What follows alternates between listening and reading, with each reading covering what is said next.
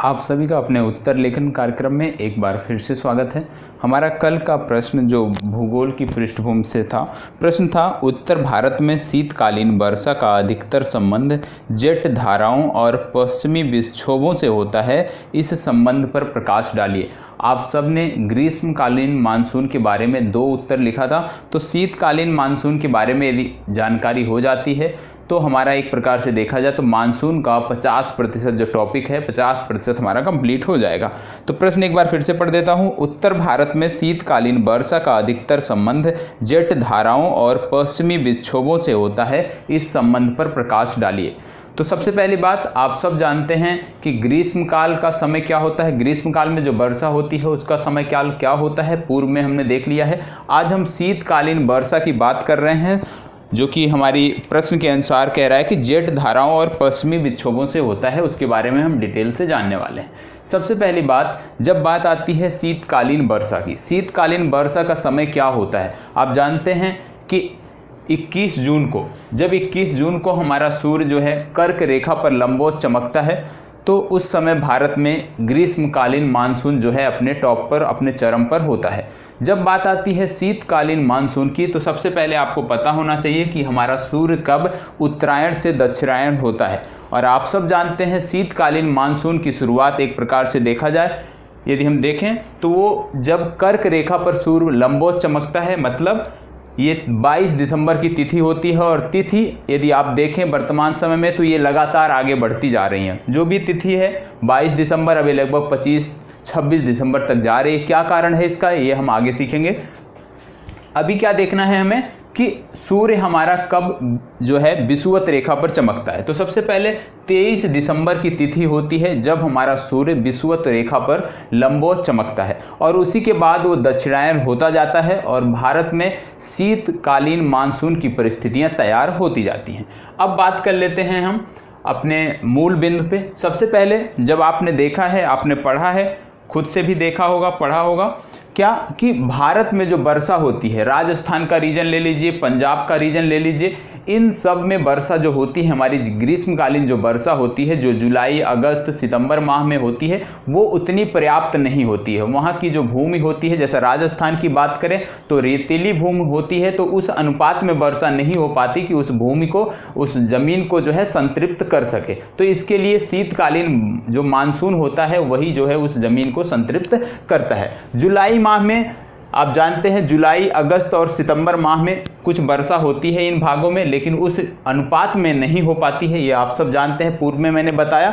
और जो राजस्थान का रीजन है, आप जानते हैं कि यहाँ पे है थार का मरुस्थल, और मरुस्थल की खासियत क्या होती है कि जितनी जल्दी गर्म होता है उतनी जल्दी ठंडा भी होता है। तो मरुस्थल है, जब ये अगस्त सितंबर माह में जब इसमें वर्षा होती है, तो जैसा कि ग्रीष्मकालीन में ये काफ़ी जो है हाई टेम्परेचर यहाँ पे देखने को मिलता है। और जब वर्षा होती है लगातार जुलाई अगस्त सितंबर में, तो उसी अनुपात में क्या होता है, तापमान यहाँ पे गिर जाता है। और जब थार का जो मरुस्थल है यहाँ पे जब तापमान गिर जाता है, तो आगे क्या होता है कि जब तापमान गिरेगा तो निश्चित रूप से क्या होगा, यहाँ पे हाई प्रेशर जो है बेल्ट जो है एक प्रकार से जनरेट होने लगती है और लो टेम्परेचर यहाँ पे रहता है। इसी समय यदि हम बात करें तो क्या देखने को मिलता है कि जब थार का मरुस्थल जब यहाँ पे हाई टेम्परेचर होता है, तो यदि हम विषुवत रेखा की तरफ जाएं, विषुवत रेखा की तरफ जब हम बढ़ते हैं सितंबर माह में, क्योंकि आप जानते हैं सितंबर में जो सूर्य है वो विषुवत रेखा पर लंबवत चमकता है। तो सितंबर माह की यदि हम बात करें तो थार का मरुस्थल जो हमारा है,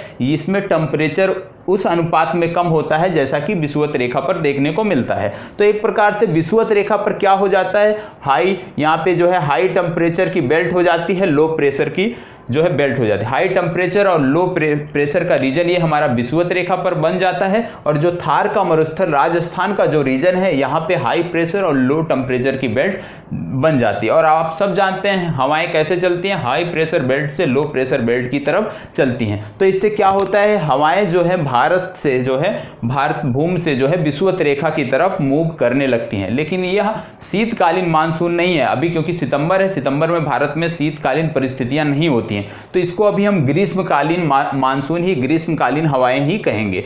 तो इसके बाद इस रीजन के बाद क्या देखने को मिलता है कि जो हवाएं हमारी इक्वेटर की तरफ मूव करती हैं वो क्या करती हैं, फेरल का नियम का पालन करते हुए आगे बढ़ती हैं।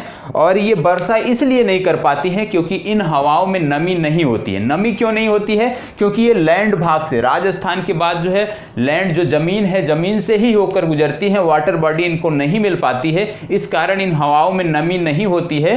परिणाम स्वरूप क्या होता है कि ये जो लौटती हुई हवाएं हैं, जो ग्रीष्मकालीन में सितंबर माह में जो हवाएं लौटती जाती है विषुवत रेखा की तरफ, ये भारत के शेष भागों में अपने रास्ते में वर्षा नहीं कर पाती हैं क्योंकि इन पे नमी नहीं होती है। और ये जो लौटती हुई मानसून की जो तिथि है ये 14 से 18 सितंबर के बीच देखी जाती है। ये घटना आपको 14 से 18 सितंबर के बीच देखने को मिलेंगी और इसी को हम मानसून रिट्रीट भी बोलते हैं, ठीक है। और ये लौटते समय इसी में से आप देखते होंगे कि बंगाल के कुछ भाग में 14 से जो हमारा समय है 18 का, मतलब सितंबर के मिड में आप बंगाल में देखते होंगे कुछ वर्षा हो जाती है, आंध्र प्रदेश में कुछ वर्षा हो जाती है। अब प्रश्न यह भी उठता है कि वहां पे वर्षा क्यों होती है? वहां पे वर्षा इसलिए होती है क्योंकि वो जो हवाएं उधर से गुजरती हैं, बंगाल या आंध्र प्रदेश से गुजरती हैं, उनको नमी मिल जाती है। नमी कहां से मिलती है? क्योंकि वो बंगाल की खाड़ी जो है उसके ऊपर से निकलकर भारतीय भूभाग में प्रवेश करती हैं, तो वो वहां से नमी ग्रहण कर लेती हैं। और वहां की जो भौगोलिक परिस्थितियां हैं, आंध्र प्रदेश की देखें, यदि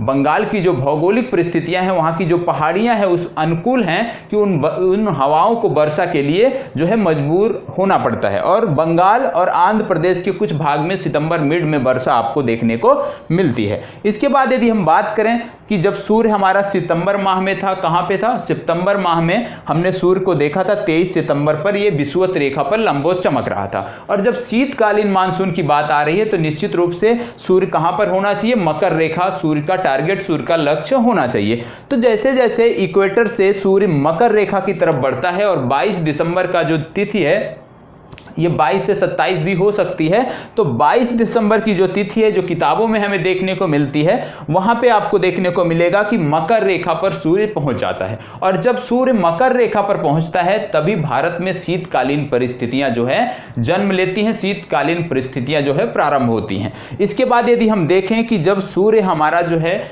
मकर रेखा पर चला जाता है, तो आप मकर रेखा पर जाने का मतलब है कि मकर रेखा पर टेम्परेचर जो है वो हाई टेम्परेचर हो गया, लो प्रेशर की बेल्ट हो गई। तो इसी प्रकार से जो हवाएं हमारी विषुवत रेखा तक पहुंची थी, क्योंकि अब विषुवत रेखा पर उस अनुपात में जो है तापमान कम है जैसा कि मकर रेखा पर है, तो हवाएं क्या हो, आप जानते हैं कि हाई प्रेशर से लो प्रेशर बेल्ट की तरफ हवाएं मूव करती हैं। तो यही हवाएं जो हमारी विषुवत रेखा तक अभी तक पहुंच रही थी, यही मकर रेखा की तरफ बढ़ने लगती हैं और मकर रेखा की तरफ गतिशील हो जाती हैं। आगे आपको देखने को मिलता है एक तिथि आप देखते होंगे, जैसे 22 दिसंबर की बात करें और 3 जनवरी की बात करें तो ज्यादा अंतर नहीं है। 3 जनवरी वह तिथि होती है जब हमारा सूर्य पृथ्वी के सबसे करीब होता है। सूर्य पृथ्वी के सबसे करीब 3 जनवरी के दिन होता है और ऐसा माना जाता है, ऐसे आंकड़े हैं कि इस तिथि को 3 जनवरी को जो पृथ्वी है वो सूर्य से जैसे पहले एनर्जी अचीव करती है, ग्रहण करती है, तो इसमें क्या होता है 3 जनवरी को, क्योंकि सूर्य पृथ्वी के बहुत पास है, मतलब पृथ्वी 7%, लगभग 7% तक ज्यादा हीट जो है एब्जॉर्ब करती है। पृथ्वी को सूर्य से 7% तक का ज्यादा हीट मिलता है। कब? 3 जनवरी की तिथि को। इससे क्या होता है कि यहाँ पे यदि 3 जनवरी को जैसे नॉर्मल सूर्यातप होता है उस अनुपात में यदि 7% बढ़ गया है, निश्चित रूप से क्या होगा कि यहाँ का टेम्परेचर बहुत ज्यादा होगा, यहाँ का तापमान बहुत ज्यादा होगा। और जब तापमान ज्यादा होगा तो निश्चित रूप से जो कन्वेक्शनल करंट आप बोलते हैं वो भी भारी मात्रा में यहां से ऊपर उठेंगी। और आप ये भी जानते होंगे क्योंकि सूर्य मकर रेखा पर है, हम मकर रेखा की बात अभी हम कर रहे हैं, तो यहां पे यदि हम देखें, यदि आप भौगोलिक मैप देखते हैं तो आप देखते होंगे कि यहां पे बहुत सारी वाटर बॉडीज हैं।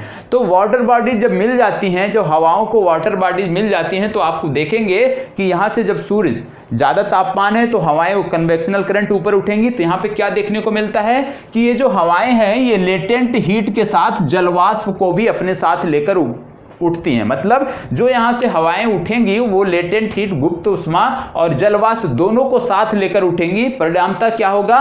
परिणामतः ये हवाएं जो है जेट का रूप ले लेती हैं, एक जेट के रूप में परिवर्तित हो जाती हैं। और ये जो जेट है ये आप देखने को पाएंगे कि दक्षिणी गोलार्ध में ये जो जेट हैं, जब ये जेट बन जाती हैं हवाएं जो ऊपर उठती हैं, 3 जनवरी के आसपास की तिथि में, तो ये क्या करती हैं, ये मूव करने लगती हैं किधर, अपने से दाएं बाएं की तरफ मूव करने लगती हैं। ये कहां पे, दक्षिणी गोलार्ध में। और जब यही हवाएं उत्तरी गोलार्ध में विषुवत रेखा को क्रॉस कर उत्तरी गोलार्ध में पहुंचती हैं, तो ये अपने बाएं तरफ मूव करने लगती हैं। इससे क्या देखने को मिलता है, क्यों मूव करती हैं हवाएं भारत की तरफ, क्योंकि आप जानते हैं कि राजस्थान का जो रीजन है, जो थार का मरुस्थल रीजन है, वहां पे टेम्परेचर क्या है, वहां पे टेम्परेचर अनुपात में उस अनुपात में कम है और हवाएं हाई प्रेशर से लो प्रेशर बेल्ट की तरफ चलती हैं। तो ये जो जेट हैं, हवाओं को नहीं बोल सकते हम इस यहाँ पे जो जेट बनती है, परिणामतः जो जेट बनती हैं, उनकी जो दिशा होती है वो उत्तरी गोलार्ध में अपने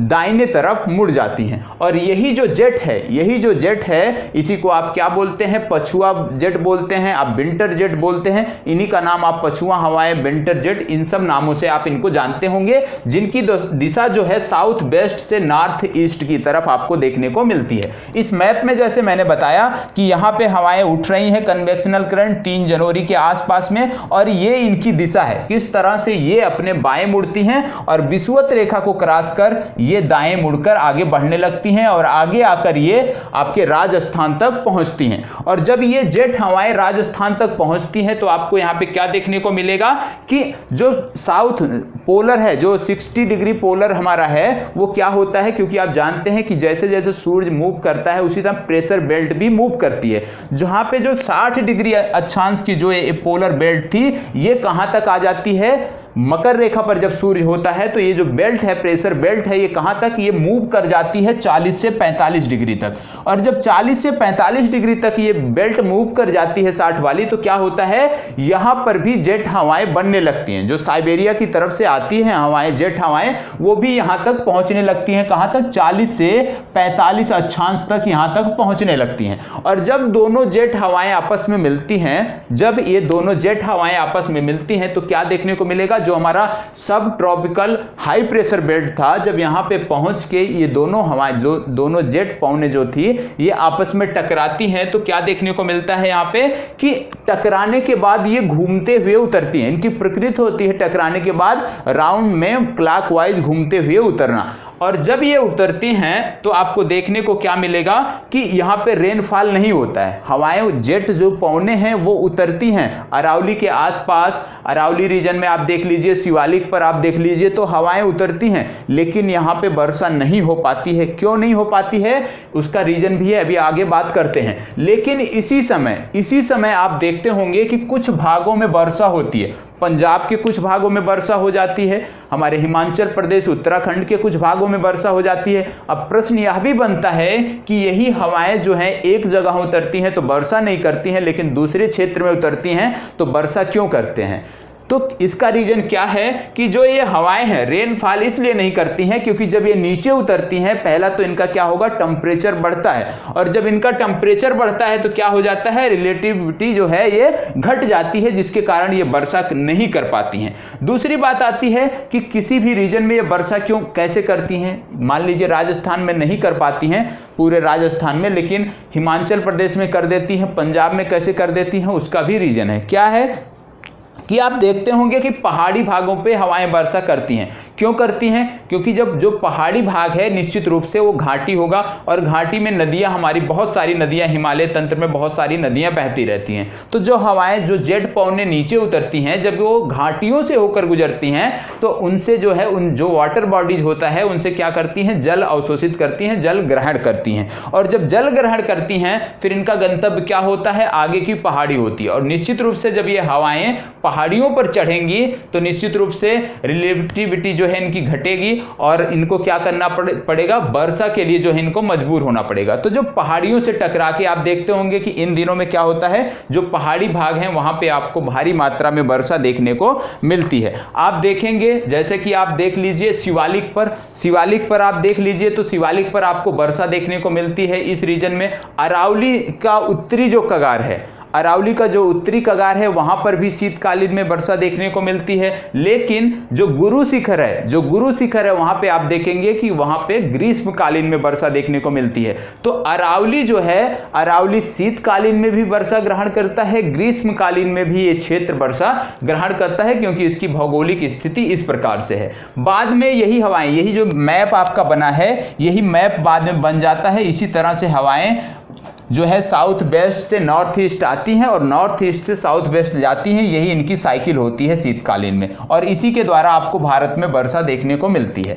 और इन्हीं जेट पवनों के द्वारा आपको आंध्र प्रदेश में भी वर्षा देखने को मिलती है, तमिलनाडु में भी देखने को मिलती है, क्योंकि जब आप जानते हैं कि बहुत सारे जो है जम्मू कश्मीर की बात करें तो जम्मू कश्मीर में भी देखने को मिलती है। क्यों? क्योंकि बहुत सारे दर्रे हैं, तो उन दर्रों के माध्यम से हवाएं वहां तक, हिमाचल को क्रॉस कर वहां तक पहुंच जाती हैं। यदि हम बात करें अपने पूर्वी घाट की, तो पूर्वी घाट में बहुत सारे ऐसे जो है पहाड़ियां हैं, बहुत सारी ऐसी पहाड़ियां हैं जिनसे टकराकर ये शीतकाल में वर्षा करती हैं। तो वर्षा को जानने के लिए कि वर्षा किस प्रकार से होती है भारत में, भारत का भौगोलिक अध्ययन, भारत में पहाड़ियां कहाँ पे हैं, कहाँ पे वाटर बॉडीज हैं, किस प्रकार की वाटर बॉडीज हैं, ये सब जानना बहुत ही आवश्यक है। यदि आप इन सब से वाकिफ हैं तो निश्चित रूप से वर्षा की प्रकृति क्या है, किस प्रकार से वर्षा शीतकालीन में होती है या ग्रीष्मकालीन में किस प्रकार की वर्षा होती है, वो आपको देखने को मिलेगा। एक चीज और यहाँ पे जान लीजिएगा, क्या ITCZ का जो है ये महत्वपूर्ण योगदान होता है वर्षा में।